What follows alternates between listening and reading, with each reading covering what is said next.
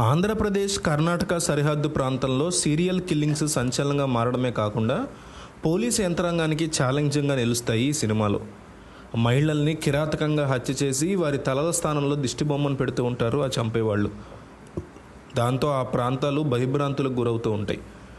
ఈ విషయం అక్కడ ఉండే పోలీసులకి అధికారులకి సవాల్గా మారడంతో సీరియల్ మర్డర్ మిస్టరీ కేసుని స్థానికంగా ఉండే డిటెక్టివ్ భాస్కర్ నారాయణకి అప్పచెప్తారు. మహిళల్ని కిరాతకంగా హత్య చేసే సైకో కిల్లర్ ఎవరు, దారుణంగా హత్య చేయడానికి పూరిగొల్పిన సంఘటనలు ఏంటి, దిష్టి బొమ్మలు హత్యలకి స్థానికంగా ఎలాంటి భయభ్రాంతులను గురి చేశాయి, ఈ కేసు ఇన్వెస్టిగేషన్ చేపట్టిన భాస్కర్ నారాయణ ఎలాంటి సమస్యలు ఎదుర్కొన్నాడు, రిపోర్టర్ లక్ష్మి అంటే రాశి సింగ్ ఇన్వెస్టిగేషన్ ఎట్లా సాగింది, భాస్కర్ నారాయణ ఈ కేసు చిక్కుముడి ఎట్లా విప్పాడు, ఈ హత్య సంఘటనని పురాణాలకు ఉన్న సంబంధం ఏంటనే ప్రశ్నలకు సమాధానమే భూతద్దం భాస్కర్ సినిమా అసలు కథ. భూతద్దం భాస్కర్ నారాయణ సినిమా కథనాల విషయాలకు వస్తే దర్శకుడు పురుషోత్తం అనుసరించిన స్క్రీన్ ప్లే ఈ సినిమా కథకి కనెక్ట్ అయ్యేలా చేసిందని చెప్పొచ్చు.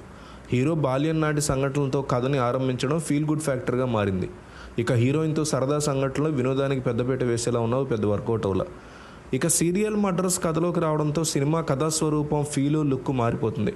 గ్రిప్పింగ్గా సినిమా నడిపించిన విధానం దర్శకుడు ప్రతిభకి అడ్డం పట్టిందని చెప్పొచ్చు. ఫస్ట్ హాఫ్లో కామెడీ, సెకండ్ హాఫ్లో సస్పెన్స్ థ్రిల్లర్ అంశాలు సినిమాని బ్యాలెన్స్ చేయడంలో కొత్త అనుభూతినిచ్చాయి. నటీనటుల పెర్ఫార్మెన్స్ విషయానికి వస్తే యువ హీరో శివ కందుకూరి మంచి కథలను ఎంచుకుని సినిమాలు చేస్తున్నప్పటికీ బాక్స్ ఆఫీస్ వద్ద పెద్దగా ఫలితాలు రావట్లేదు. అలాంటి పరిస్థితుల్లో వచ్చిన భూతద్దం భాస్కర్ నారాయణ సినిమాలో క్యారెక్టర్లో యాప్ట్గా అనిపించింది.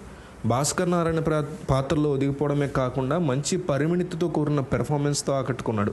రాశి సింగ్ తన పాత్ర పరిధి మేరకు రాణించడమే కాకుండా అందులో అందంతో కూడా ఆకట్టుకుంది.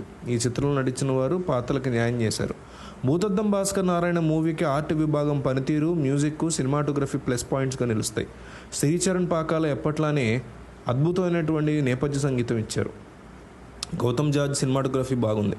నిర్మాతలు స్నేహల్ జింగాల్, శశిధర్ కార్తిక్ అనుసరించినటువంటి నిర్మాణ విలువలు సినిమాకి అదనపు ఆకర్షణ. 18 ఏళ్ల కాలంలో 17 హత్యలు, వాటి వెనక కారణాలు అనే పాయింట్తో గ్రిప్పింగ్ స్క్రీన్ ప్లేతో రూపొందిన చిత్రం భూతద్దం భాస్కర్ నారాయణ.